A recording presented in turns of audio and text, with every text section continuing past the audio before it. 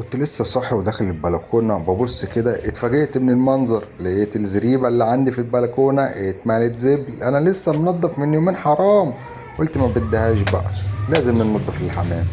رحت جريت على طول يا باشا، جبت الطبق البرتقاني بتاعي، رحت مسكت يا باشا الادراك كلها زو زو زو زو. زي ما انتوا شايفين كده لازم تكحت بضمير، مع اني لابس ابيض والتيشيرت هيتوسخ، بس يلا مش مهم. كله فدا الحمام. الحمام ده يا جدعان ادمان، زي كده ايه الكيف بتاع المخ. بس ده كيفنا احنا بقى. اهم حاجة النظافة والاعتناء وخدمة الحمام، دي متعة لوحدها محدش يفهمها غير الغاوي.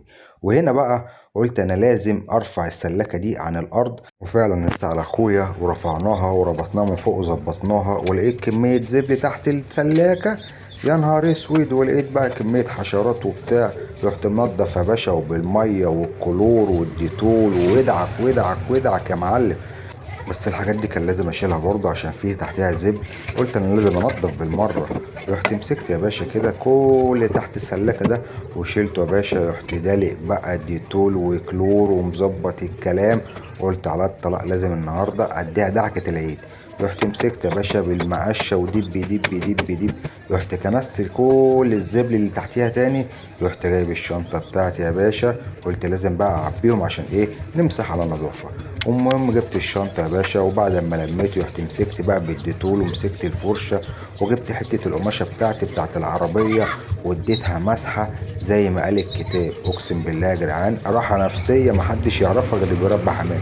هنا بقى جبت الخل بقى، الخل ده بيطرد الحشرات والكلام ده. قلت اديها ايه، رشة خفيفة كده. وجبت الادراج بعد ما غسلناها وخليناها 100 فل و10، رحت رشيتها كده بالكلور. قلت اسيب الكلور ينشف عشان ميبقاش حامي على الحمام ويوجع عين الحمام. وبعدين لما خلصت ورشيت كل الادراج دي سبتها بقى ايه تنشف علشان نركبها مكانها. ولو انت لحد هنا لسه بتتفرج عليا ولسه ما عملتش لايك، دوس لايك يا عم مش هتخسر حاجه. المهم يا جدعان بعد ما ظبطنا لقيت بقى ايه في حصوايه فكت وانا وشغال، يعني وانا بنضف لقيت حصوايه فكت. رحت رامي القشره بتاعتها قلت الحمد لله. رحت مسكت الادراج وعبي يا باشا عبي، حط يا باشا كل درج في العين بتاعته، وخليهم بصوا بتبرق بتبرق يا جدعان. والله العظيم استاهل لايك.